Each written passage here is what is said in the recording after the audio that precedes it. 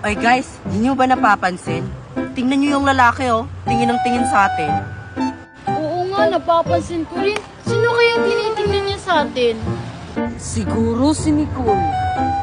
Parang si Nicole nga, Joshua. Uy Joshua, tawagin mo nga si Nicole.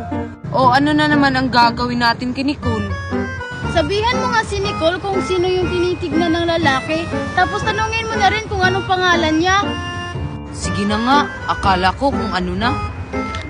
Hoy Nicole, tanungin mo daw yung lalaki na nasa likod mo kung anong pangalan. At saka tanungin mo na rin kung sino tinitignan niya sa atin. May lalaki ba sa likod ko? Meron nga. Kayo na lang, nahihiya ako. Tayo na lang daw, nahihiya si Nicole. Mas lalong kami Joshua, nahihiya kami. Ikaw na lang, Joshua, tanungin mo. Sige na nga, ang bagal-bagal nyo. Siguro